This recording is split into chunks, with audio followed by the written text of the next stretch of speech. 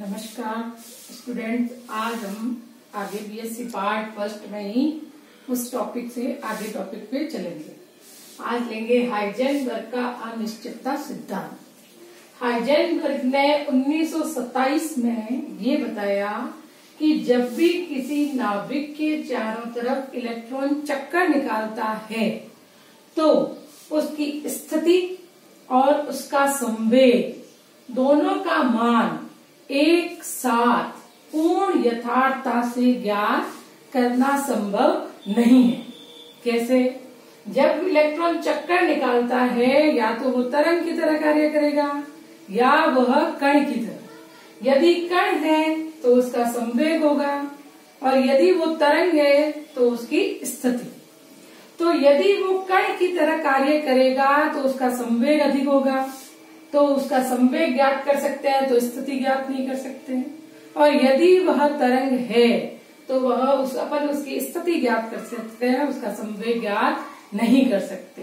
तो हाइजेनबर्ग ने स्टेटमेंट के बाद में एक गणितीय समीकरण दी, delta x is greater than and equal to h/4π, जहां डेल्टा x स्थिति की अनिश्चितता को बताता है, डेल्टा p संवेग की अनिश्चितता के बारे में बताता है। तो डेल्टा p यानी कि संवेग की अनिश्चितता इनटू स्थिति की अनिश्चितता, दोनों का गुणनफल h/4π से या तो ज्यादा होना चाहिए या उसके बराबर होना चाहिए।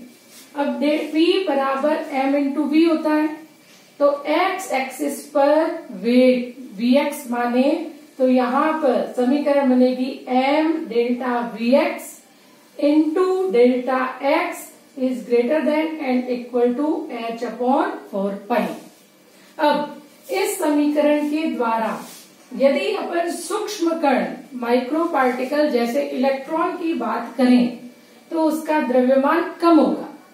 तो यदि द्रव्यमान कम है तो उसका संवेग भी कम होगा। तो संवेग कम होगा तो उसकी संवेग की अनिश्चितता जो है वो अधिक होगी और स्थिति की अनिश्चितता कम होगी। और स्थूल कण बड़े पार्टिकल जिनका द्रव्यमान अधिक होता है तो उनका संवेग भी अधिक होगा। तो अपन उनका संवेग तो ज्ञात कर सकते हैं, उसे अपन कण तो मान सकते हैं, परंतु उसे तरंग अपन अधिक मात्रा में नहीं मान सकते हैं।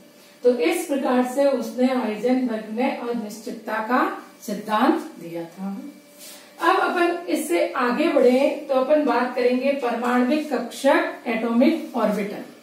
डी ब्रॉगली ने ये बताया कि इलेक्ट्रॉन तरंग की तरह भी कार्य कर सकता है, कण की तरह उसका ड्वेल नेचर होता है। फिर हाइजेनबर्ग ने ये अपना स्टेटमेंट दिया। तो हाइजेनबर्ग की इसी पोस्टुलेट से, इसी परिकल्पना से एटॉमिक ऑर्बिटल की परिकल्पना विकसित हुई। जब नाभिक के चारों तरफ इलेक्ट्रॉन चक्कर निकालता है तो जहां वो चक्कर निकालता है उस त्रिविमीय क्षेत्र जहां इलेक्ट्रॉन के पाए जाने की प्रायिकता प्रोबेबिलिटी मैक्सिमम हो, अधिकतम हो, उसे परमाणविक कक्षक कहा जाता है। तो हाइजेनबर्ग की अनिश्चितता सिद्धांत से परमाणविक कक्षक को समझाया गया। परमाणविक कक्षक और कक्ष की अवधारणा बोर थ्योरी से आती है। बोर ने ये बताया था कि नाभिक के चारों तरफ इलेक्ट्रॉन वृत्ताकार पथ में चक्कर निकालता है, जिसे अपन कक्ष कहते हैं, ऑर्बिट कहते हैं। तो कक्ष और कक्षक इन दोनों में डिफरेंस क्या हुआ? कक्ष और कक्षक में अंतर। पहला अंतर, कक्ष क्या होता है? नाभिक के चारों तरफ वह काल्पनिक पथ जहां पर इलेक्ट्रॉन चक्कर निकालता है उसे ऑर्बिट या कक्ष कहा जाता है। कक्षक, तो क्या कक्षक के बारे में क्या आया कि वह त्रिविमीय क्षेत्र जहां इलेक्ट्रॉन के पाए जाने की प्रायिकता अधिकतम हो उसे कक्षक कहा जाता है।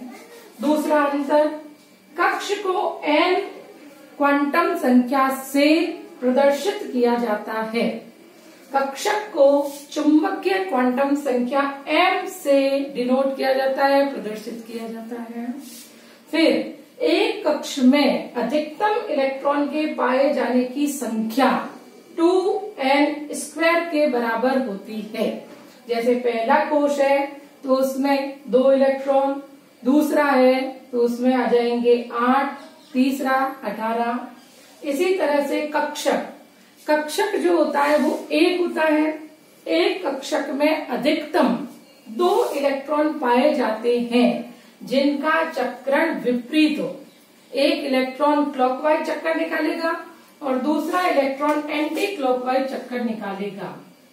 चौथा, कक्ष में कोई भी दिशात्मक गुण नहीं होता, एक वर्ताकार पथी है, जबकि जो कक्षक होते हैं वो दिशात्मक गुण रखते हैं।